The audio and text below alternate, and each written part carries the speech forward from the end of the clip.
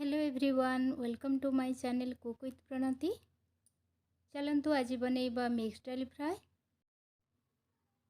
आज मुझे मिक्स डाल फ्राए को भात सहित खायापाई लंच रे बनाऊँगी। आपण चाहिए या रुटी सहित बनई खाई पारे, बहुत ही टेस्टी लगी थाए। आम ये मिक्स डाल फ्राए को बहुत सिंपल वे रे घरे थिबा बेसिक मसला रे बनैबा। मार्केट रो कोनोसी भी मसला आम यूज करबानी, तथापि आमर ये मिक्स डाल फ्राए रेस्टोरेंट ठारू भी बहुत ही टेस्टी बनिबो, खायापाई बहुत ही टेस्टी लगे। तेबे चलतु रेसिपी स्टार्ट करिबा। एबे मु कोन करली ना 3 रु 4 मुठा मुझे मिक्स डाल नहीं जाइछि। एठी मु मार्केट रो मिक्स डाल यूज करिछि। आपण चाहिए घरे मध्य 5-6 प्रकार डाली और राजमा को मिसेकी ये मिक्स डाल बनई पारिबे। एबे आमे कोन करिबा ना ये डाली को 3-4 थर भल भाव रे धोई नबा, काहेकि ना इतरे पाउडर मिसी थाए। देखंतु केमतिया धड़ा धड़ा पानी बाहरुछि, तेणु याकू भल भाव रे धोइबा निहाती जरूरी। ये देखो मुझे डाली को भल भाव में धोईकी कुकर रे देदेली। एबे आमे सेतिरे जेतिकी डाली नहीं तार डबल पानी देदबा। इठी आमे एका बेले के बेसी पानी दबानी, जदि आमर दरकार हुए ताल डाली फ्राए कला बेले भी आमे पानी दे परिबा। एबे आमे सेतिरे आवश्यक अनुसार लूण देदबा। तो ये मु आधा चामच लूण देदेली और आधा छोट चामच हलदी गुंड देदेली। एबे आमे कुकर रो लीड को बंद करदबा और गैस रो फ्लेम को ऑन करिकी कुकर को गैस ऊपर रखिकी हाई फ्लेम रे 3टी सीटी आसिया पर्यंत अपेक्षा करिबा। तो ये आमर कुकर रे 3टा सीटी आसी जाइछि। एबे आमे गैस रो फ्लेम को ऑफ करि नबा और कुकर को आपे आपे ठंडा हबा को दबा। कुकर आमर एठी ठंडा हो चलंतु एही डाल फ्राए पई आमे मसला बनेबा। तो ये मु मसला पई गोटे मीडियम साइज रो प्याज नेछि, गोटे टमाटो नेछि और 8 रु 10 गुला रसुण और आधा इंच रो अदा नेछि।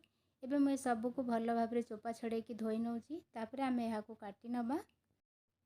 कि कौन करी ना अदा रसुण प्याज को डाली सिझेला बेले भी दे थांती, तापरे पुणी ताकू देकी फ्राए करी थांती।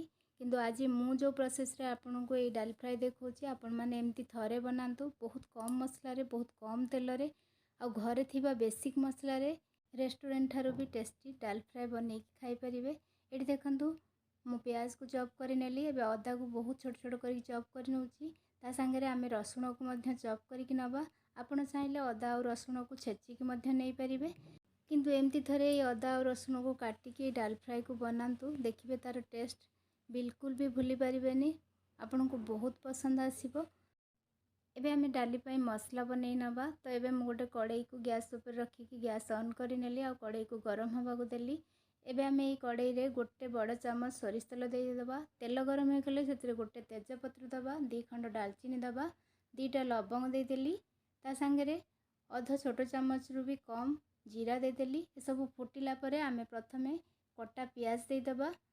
एबे कौन करिबा ना ये प्याज को आमे हल्का भाजी नबा, जेमतिका प्याज रो कलर टिके चेंज हो जिवो, प्याज टिके ट्रांसलूसेंट हो जिवो।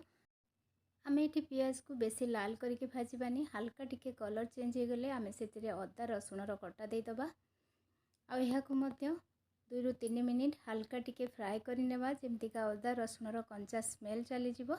जेहेतु आमे एठी अदा और रसुण को काटिकी यूज करिछे, तेणु एहा को बेसी कसिबा भी दरकार नाही। एठी अदा रसुण भल भाव रे हमर फ्राए होला परे मु एथिरे दे देली टमाटो। टमाटो जल्दी सॉफ्ट हो जाय पई सेतिरे मु दे देली आधा छोट चामच लूण। ता संगे रे एठी मु आधा छोट चामच हळदी गुंड, आधा छोट चामच काश्मीरी रेड चिली पाउडर और आधा छोट चामच जीरा गुंड देकी ताको भल भाव रे मिक्स करि नेली। एबे आमे एहा को 2 रु 3 मिनिट कसी नबा। जेहेतु आमे एठी सब जिनस को काटिकी यूज करिछे, तेणु मसला को आमे एठी बेसी कसिबा बिल्कुल दरकार नाही। एठी देखंतु मसला हमर बढ़िया से कसी हो गलानी, मसलार कलर मते बहुत बढ़िया आसीसी। एबे चलंतु आमे डाली को चेक करी नबा भल भाव रे सिझिछि कि नाही। एठी देखंतु प्रेशर कुकर हमर आपे आपे खोली गला। एबे आमे डाली को चेक करी नबा। एठी देखंतु डाली हमर जेतिकी सिझिबा कथा ठीक सेतिकी सिझिछि। एठी मु राजमा को आपन को चिपिकी देखौछि, देखंतु राजमा भी हमर बहुत बढ़िया से सिझि जाइछि। एबे चलंतु ए डाली को आमे मसला रे देई दबा। एठी मु जेतिकी पानी देइथिली हमर डाली पई पानी पूरा परफेक्ट थिला। एठी मु खाली 2 चम्मच पानी कुकर को रिंस करके दे देली। एबे आमे या को भल भाव रे मिक्स करी नबा। जेहेतु आमे एठी डाल फ्राए बनाउचे, डाली हमर एठी बेसी पानी हेले भल लागिबनी, टिके बहलिया रे डाल फ्राए, तेणु मु एठी पानी दउनी। आपण आपनक हिसाब रे पानी कम बेसी करि परिबे। एबे आमे या को 2 रु 3 मिनिट फुटिबा को छाडी दबा। एपटे गैस ऑन करके मु भात बसई नौची। तो भात पाई प्रथमे मु पानी बसई नेली। एठी मु चाउल को धोईकी रखिली ताको मध्य देदेली। आ एबे आमे कवर करके भात को फुटिया पाई छाड़ी दबा। एठी डाल फ्राए हमर हेई गलानी। एबे मु लास्ट रे गोटे चमच पाखापाखी कस्तूरी मेथी देकी ताको भल भाबरे मिक्स करी नौची। ता संगे एठी मु होममेड गरम मसला दे दोची 1/4 टीस्पून। आपण चाहिले होममेड गरम मसला जगह मार्केट रो गरम मसला भी यूज करि परिबे। किंतु जदि आपण माने दालचीनी गुजराती लवंग गोलमरीच ए सब को बाटी की लास्ट रे देबे तार टेस्ट भी बहुत बढ़िया आसीबो। एबे हम या को हल्का टिके मिक्स करी नबा और गैस रो फ्लेम को ऑफ करी नबा। इठे हमर गरम गरम मिक्स डाल फ्राए बनी की रेडी हो जाइछि। एबे चलंतु आमे भात चेक करी नबा हमर भात हेलाणी कि नाही। आपण माने थरे निश्चित भाबरे ए मिक्स डाल फ्राए को मो स्टाइल रे बनांतु। देखिबे आपण को निश्चित पसंद आसीबो। एठी देखंतु भात भी हमर एठी हेई गलाणी। एबे चलंतु भात को गाली नबा। तो एठी मु भात को गाली नेइछि। तो ये हमर गरमा गरम डाल फ्राए और भात बनी की रेडी हो जाइछि। चलंतु एबे आमे याको सर्व करी नबा। तो ये मु गरम गरम भात सहित ये मिक्स डाल फ्राए को सर्व करिछि। आपण चाहिले याको रोटी पूरी पराठा का सहित भी खाइले बहुत टेस्टी लागिबे। देखंतु हमर ए डाली रो कलर केते बढ़िया आसीथि। निश्चित भावे ये डाल फ्राए को थरे बनै खांतु। देखिबे आपन को आ रेस्टोरेंट रो डाल फ्राए बिल्कुल भी भल लागिबनी। तेणु आपण माने ये रेसिपी को निश्चित भाव थरे ट्राए करंतु। रहुछि पुणी देखा आउ एक नवा वीडियो रे। धन्यवाद।